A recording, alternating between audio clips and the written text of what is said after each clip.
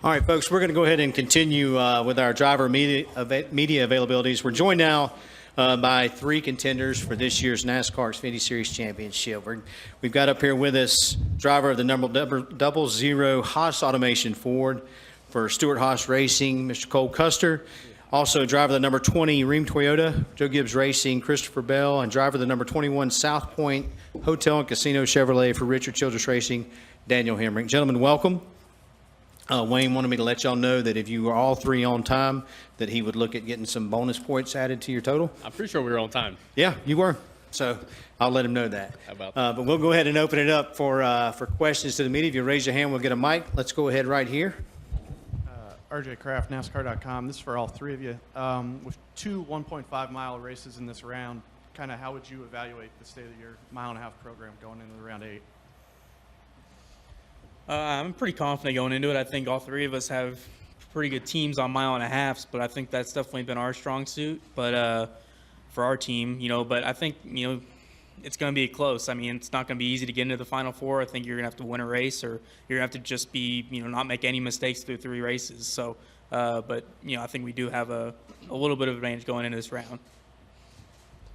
For myself, I love mile-and-a-halves. It's my favorite style of racing and my favorite racetracks too. So I'm excited about it. For us on our deal, we this time last year, I didn't feel like we were nowhere near where we needed to be on the mile-and-a-half side. So we really had to take advantage of the points that were to be had through the first round, through some of the shorter tracks. And this year, I think it's a little bit of a different story. It's been some of our better racetracks, and we're able to bring some newer race cars now starting this week here, and I'm excited about that.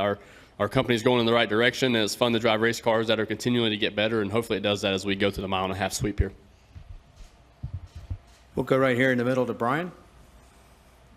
Brian Eberle, Motorsports Tribune. Christopher, now you have the record for Xfinity rookies for wins in a season, surpassing Carl Edwards, Kyle Busch, and Greg Biffle. Does that kind of set in for you now at the history of that, or is that something that might set in kind of farther down the road after the season or later on in your career? Yeah, I think it's definitely set in.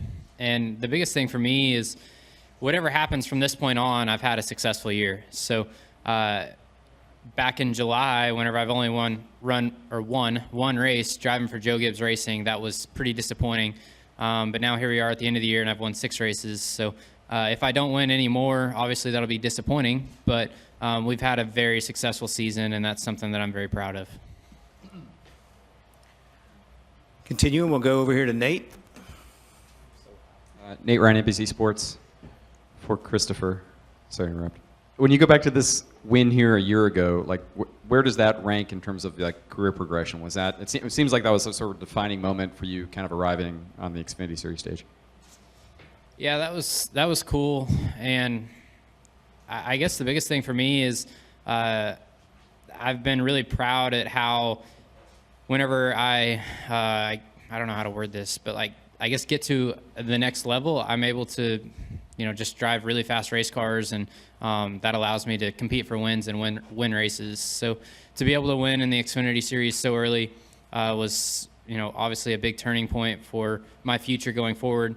And, it was really big to prove to the company at Joe Gibbs Racing that, I guess that they made the right call on the right guy or something. But just very fortunate to drive really fast race cars, because at this sport, you see it time and time again with Priest and Ross Chastain. You're only as fast as your race car. A race car driver can't make up for very much if your race car is not very good. So I've got great race cars, and that's the reason why I win races.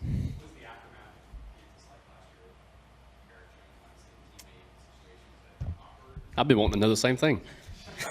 So we didn't talk after the race, and everyone was, my phone was blowing up saying that Eric's mad at me, and obviously my team was happy, and I don't really think his team was that upset. But anyway, as soon as I got to the airplane, an hour later, I shot him a text and I said, "Hey man, I didn't mean to make you not finish the race."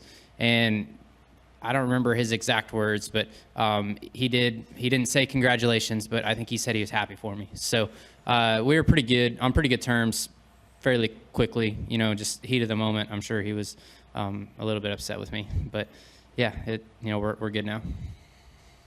We'll go back here in the back to Lee, and then over here to Jerry. Lee Spencer, RacingVoice.com. I've got two questions. First for Cole, what happens if you get to Homestead in that Final Four, having won there last year? What are your thoughts going into that? We're all in trouble. I second that. I mean, there's obviously some confidence, but you got to know that everybody's not going to show up there worse than last year, so they're all going to catch up a little bit. But so, I mean, the first thing first is just trying to get there. We still got a lot of things to do there, but I think we do have a strong shot if we make it of winning the deal. But I think, you got to go in there not with, with your guard down. You got to go in there and you got to go to win and make sure you do everything right. I mean, do you see the same gains on the Xfinity side that the Cup side has made? Because right now the Cup side's killing it. Yeah, I mean, I think you see it throughout the organization. I mean, I think it's definitely there's differences, and not everything's going to translate. But I think you see how the Cup cars are really fast, and we have some really fast cars too. So, it's everything's not going to translate, but I think you do see how both parts of the organization are fast. And Christopher, I know Eldora is your favorite track, but Parker Price Miller referred to you as Jesus. And to use the name Jesus and, calling Donnie the GOAT, which we all, I guess we, other than Kinzer right now, I guess that would be a fair assessment. That's a lot to put on somebody's shoulders. I mean, he expects you to walk across water, or, I mean, maybe it's just Parker Price, but I mean, that's quite the compliment. Yeah, it is quite the compliment. Obviously, that was, meant, I think, more of a joke. None of us can be compared to Jesus, but Good answer. yeah, so I don't know. It is a really cool compliment that a fellow racer would, I guess make that analogy or whatever. But yeah, Eldora was a ton of fun, and sure did. I got my wall riding practice in for this week.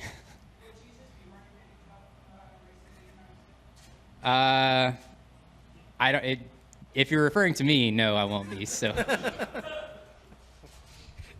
We'll go to Jerry. Jerry Jordan, Kicking the Tires on that former 60 Network. Christopher, at Dover, you talked about your wins and everything that was going on. This is kind of for all of y'all, but you said that it might not be possible without the Cup drivers being there. And this has been a storyline that's gone on for a long time. But in truth, do you like the fact that those guys aren't allowed to race with you right now, or would you like to see it expanded? I do not like the fact that we're not able to race with them. That's just kind of been my motto my entire life. I always, even whenever I grew up sprint car racing, I always strived to go race with the World of Outlaws because they were the best, and I wanted to compete against the best. So, yeah, I love racing with them, and I wish that we can continue to race with them because I think that validates ourselves a little bit more competing with those caliber drivers. Yeah, I second that 100%.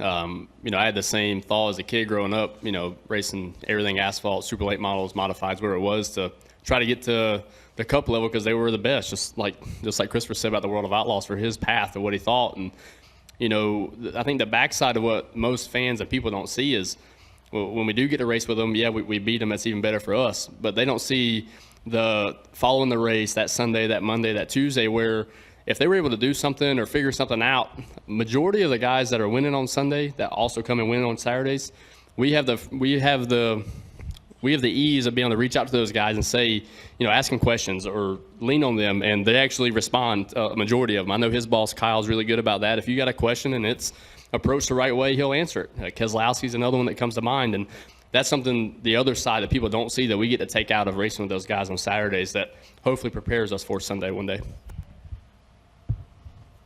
Have any additional questions? Oh, we'll come back to Nate right here.